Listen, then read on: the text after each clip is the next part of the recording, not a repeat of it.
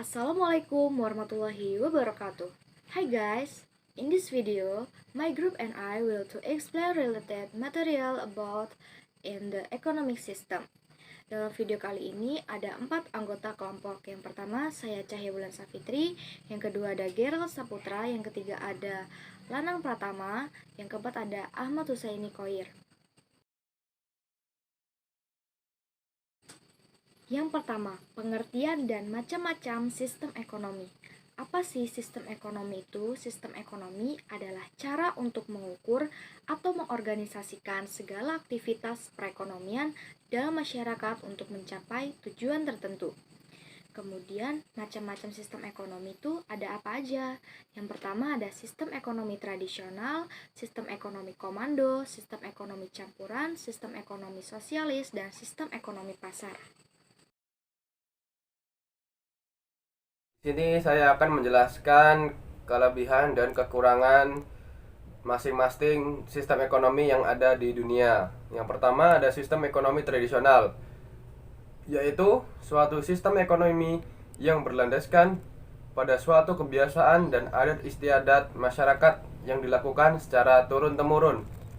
Kelebihan dari sistem ekonomi tradisional ini adalah dalam sistem ekonomi semua anggota masyarakat masih memiliki motivasi untuk melakukan kegiatan ekonomi. Yang kedua, kegiatan yang berlangsung hanya untuk memenuhi kebutuhan hidup, bukan untuk mencari keuntungan. Kekurangan dari sistem ekonomi tradisional. Dalam sistem ini belum terdapat kerjasama yang baik antara pemerintah dengan masyarakat. Yang kedua, masih sulit dalam penentuan nilai barang. Yang ketiga, masih sulit dalam mempertemukan pihak-pihak yang saling membutuhkan dalam kegiatan ekonomi tersebut. Yang kedua, ada sistem ekonomi komando atau terpusat, yaitu merupakan suatu sistem perekonomian yang menempatkan pemerintah sebagai pemilik dominan dalam mengatur semua kegiatan ekonomi. Kelebihan dari sistem ekonomi komando, yaitu yang pertama, semua aktivitas perekonomian lebih mudah diawasi dan dikendalikan oleh pemerintah. Yang kedua, semua kegiatan ekonomi menjadi salah satu tanggung jawab pemerintah. Kekurangan dari sistem ekonomi komando. Dalam sistem perekonomian terpusat, maka hak pemilik perorangan tidak diakui oleh pemerintah. Yang kedua, segala potensi, kreativitas, dan inovasi dan inisiatif masyarakat tidak dapat berkembang.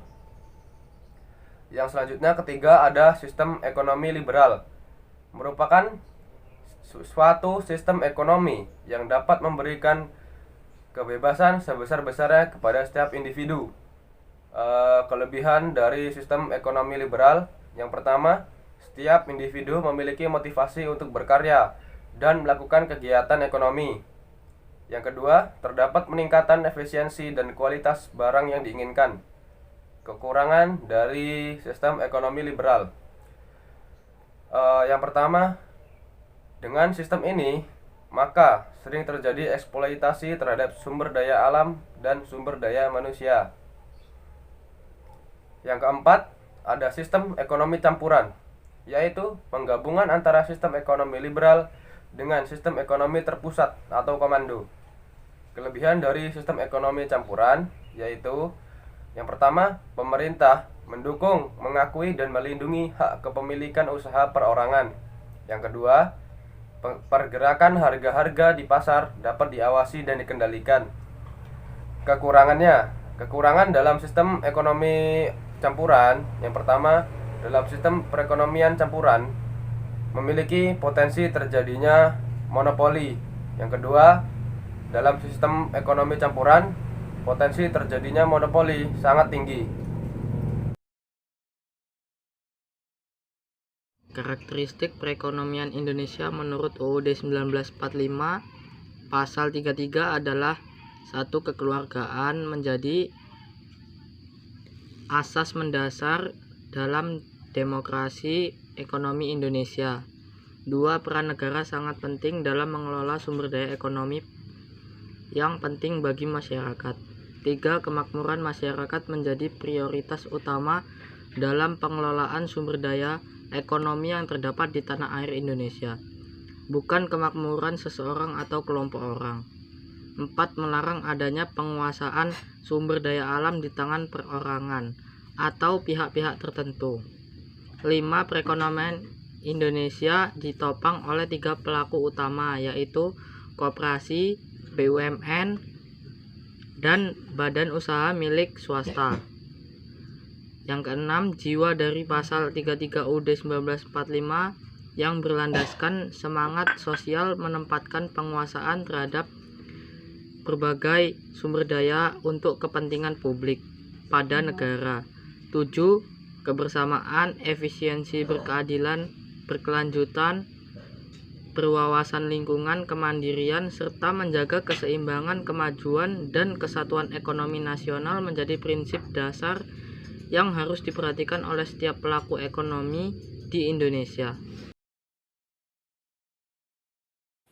Sistem ekonomi liberal adalah salah satu bentuk sistem ekonomi yang memberikan kebebasan tingginya kepada setiap orang untuk melakukan kegiatan ekonomi demi mendapatkan untung yang sangat besar.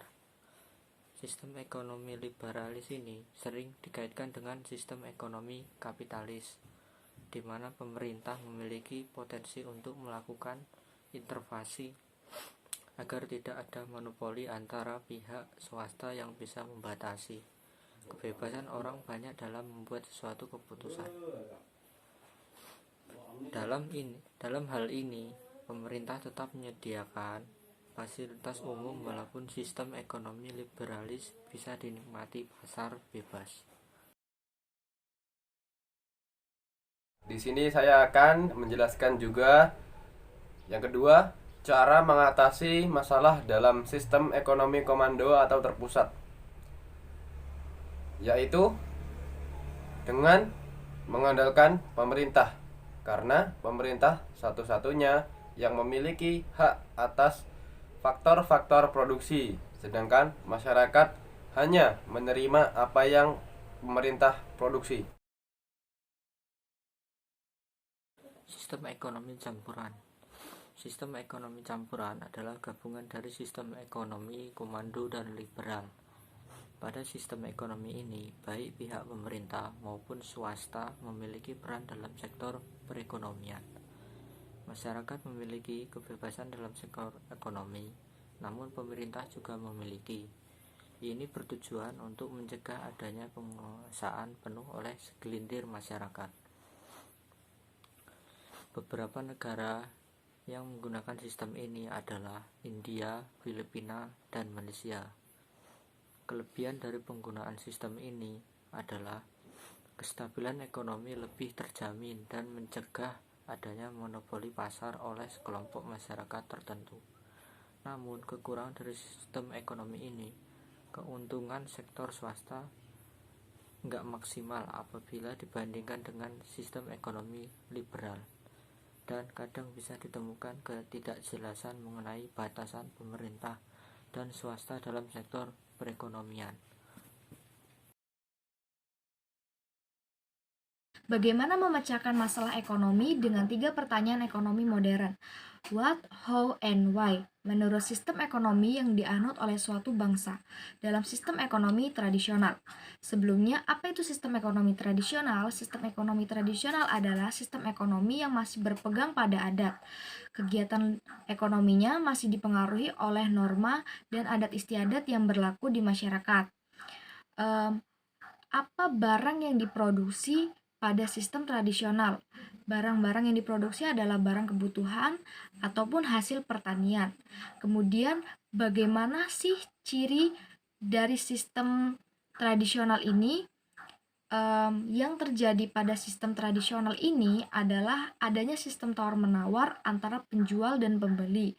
Kemudian adanya tempat usaha yang beragam untuk saling berinteraksi oleh penjual dan pembeli. Kemudian, untuk siapa barang tersebut diproduksi? Karena kebutuhan pasar, jadi barang yang diproduksi merupakan barang kebutuhan untuk masyarakat, bisa pembeli dan untuk penjual itu sendiri sesuai kebutuhan yang diperlukan. Yang kedua, dalam Pancasila bagaimana sistem ekonomi? Ekonomi Pancasila adalah sebuah sistem perekonomian yang didasarkan pada 5 sila dalam Pancasila. Istilah ekonomi Pancasila baru muncul pada tahun 1967 dalam suatu artikel Dr. Emil Salim. Ketika itu belum begitu jelas apa yang dimaksud dengan istilah itu. Istilah itu menjadi lebih jelas ketika pada tahun 1979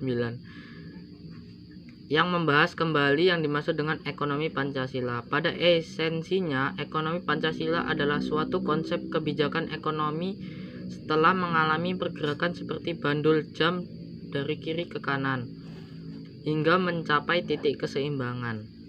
Sekian presentasi yang bisa kelompok saya sampaikan. Mungkin ada kurang dan lebihnya untuk sistem ekonomi yang kita pelajari saat ini. Mudah-mudahan ada yang bermanfaat. Saya akhiri, wabillahi taufiq walhidayah. Wassalamualaikum warahmatullahi wabarakatuh.